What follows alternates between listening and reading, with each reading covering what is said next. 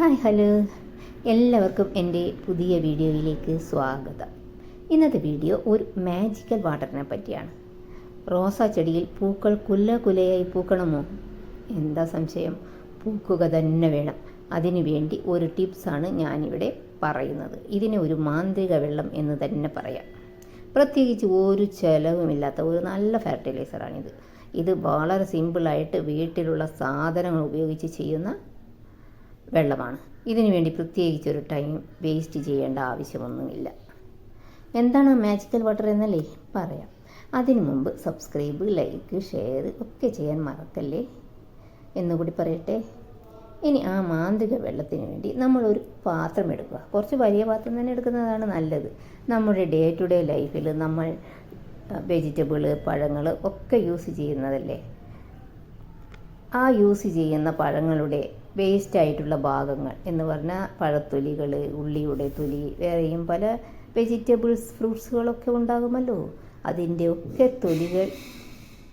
തൊലികളൊക്കെ ഈ പാത്രത്തിൽ കളക്ട് ചെയ്യുക.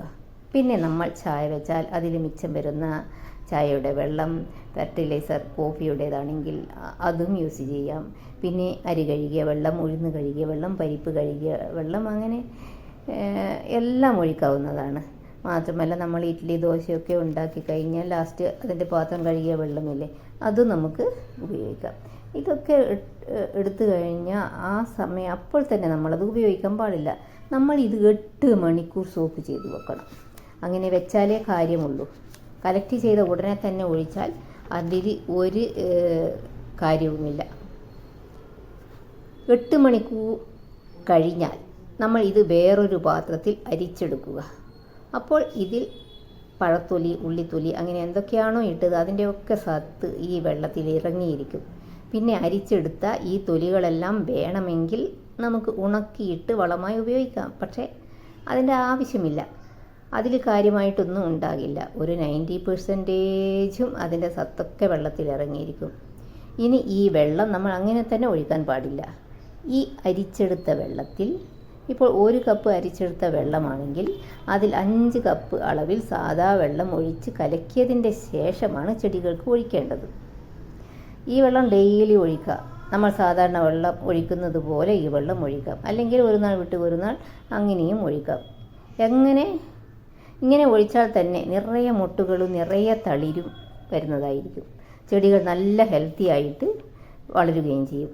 ഇത് റോസിന് മാത്രമല്ല കേട്ടോ, എല്ലാ വകயான ചെടികൾക്കും ഒഴിക്കാം. പച്ചക്കറികൾക്ക്, പഴച്ചെടികൾക്ക്, എല്ലാത്തിനും ഒഴിച്ചു കൊടുത്താൽ നല്ല റിസൾട്ട് കിട്ടുന്നതായിരിക്കും.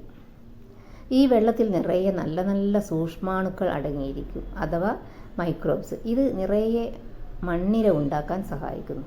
അതുവഴി നമ്മുടെ ചെടികളുടെ വളർച്ചയെ നല്ല ഹെൽത്തി ആക്കുകയും ചെയ്യും. നിങ്ങൾക്ക് ഈ വീഡിയോ ഇഷ്ടപ്പെടുമെന്ന് വിശ്വസിക്കുന്നു. Thanks for watching.